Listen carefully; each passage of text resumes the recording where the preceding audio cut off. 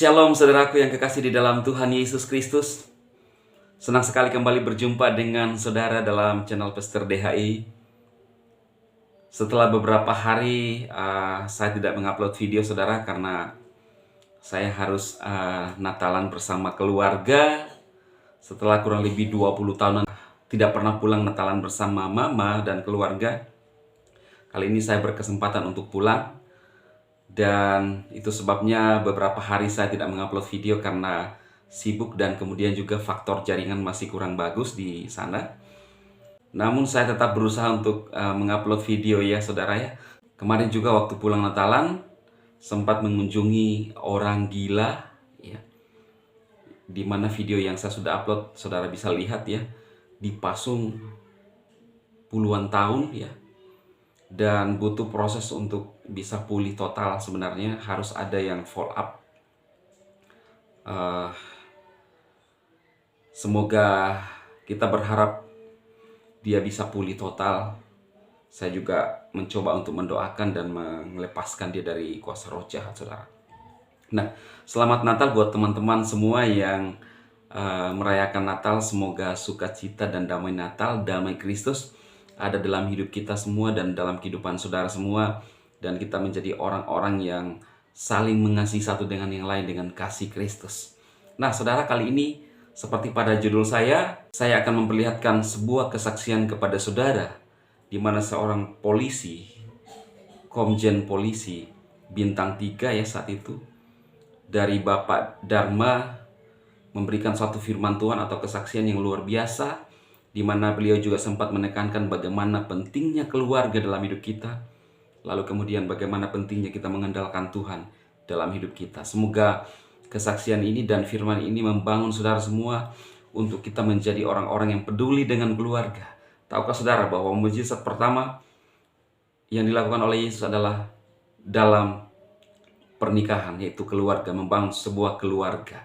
Karena Tuhan respect dengan keluarga. Karena itu kemarin saya sempat pulang Natalan, saya ingin menjalin hubungan yang baik dengan keluarga, mengingat keluarga. Itu sebabnya saya harus mengambil waktu saudara ya. Walaupun perjalanannya begitu melelahkan, tetapi namanya kita harus mengingat orang tua, maka kita harus melakukan itu saudaraku. Oke, langsung aja kita lihat kesaksian dari Komjen Polisi Dharma. Semoga memberkati saudara semua. Shalom. Saya susah mau cerita dari mana karena panjang sekali. Tapi saya singkat ya. Saya jadi polisi bukan karena cita-cita dari kecil.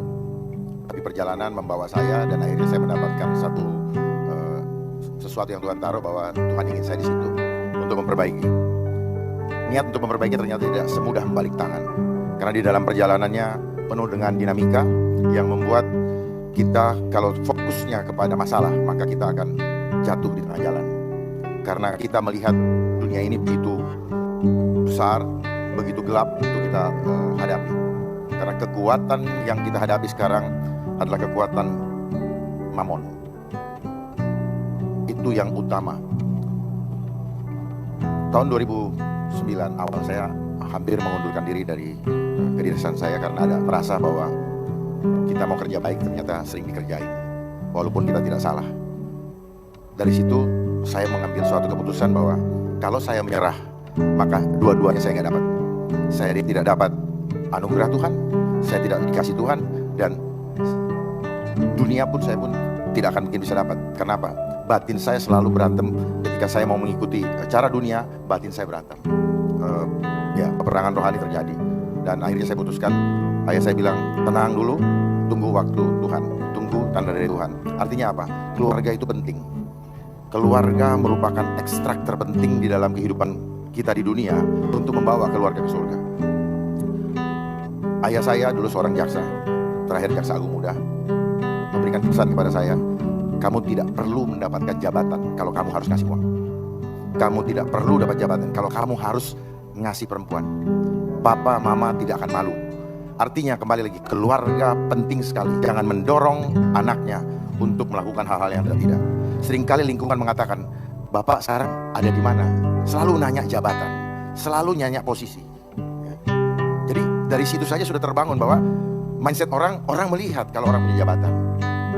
Dan sejak saat itu saya tetap berjuang, dan akhirnya saya tidak jadi mengundurkan diri dari kepolisian karena ada Tuhan taruh di dalam hati saya, kalau saya dari luar sulit saya untuk memperbaikinya, dan sulit saya juga untuk menyuarakannya karena saya menjadi tidak tahu apa yang terjadi di dalam. Singkat cerita, akhirnya saya 8 tahun di pangkat AKBP, kalau di Angkatan Darat itu Letnan Kolonel, dan selama 8 tahun selalu dijegal kalau naik. Dan setelah itu saya sekolah pun banyak dijegal, dan saya beberapa kali ikut seleksi KPK juga. Tahun 2000 pangkat masih AKBP, Kombes, itu juga banyak dijegal, hampir lolos, tetapi waktu itu ada intervensi dan sebagainya.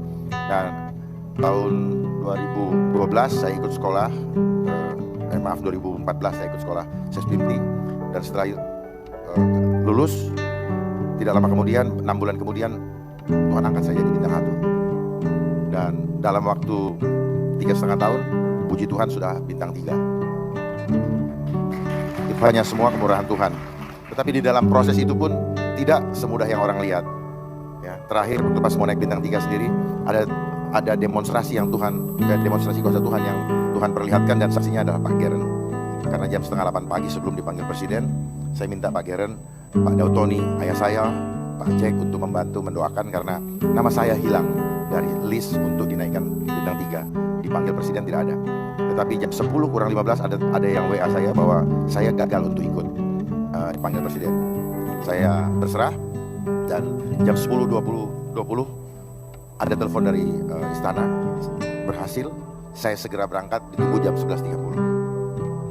Dan itu luar biasa karena Tuhan demonstrasikan betapa ketika kita mengandalkan Tuhan itu seperti begini. Setiap hari fokus ke Tuhan aja. Karena ketika kita fokus kepada yang dunia, maka kita selalu takut. Kapan dunia ini mulai takut? Kapan dunia ini juga mulai sombong? Ketika ada bank, perhatikan ya, ketika kita selalu mengandalkan saving, kita pikir hidup kita bisa di-saving oleh bank tadi. Angka-angka itu menunjukkan harga diri kita.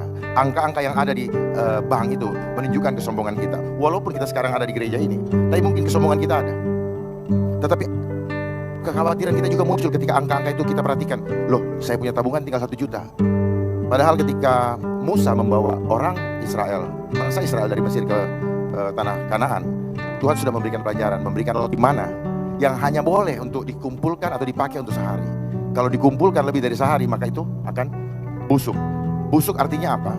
Kita akan jadi sombong. Kita akan gunakan untuk hal-hal yang tidak-tidak. Kalau berlebihan, itu udah nature-nya atau kebiasaan manusia, kedagingan manusia. Manusia fana selalu begitu, selalu memanfaatkan untuk yang tidak-tidak. Bahkan seringkali berkat yang Tuhan berikan kepada kita anggap ini titipan, sehingga kita mengumpulkannya untuk membangun harga diri, membangun nama. Itulah kaitan dengan angka-angka tadi, gara-gara ada bank.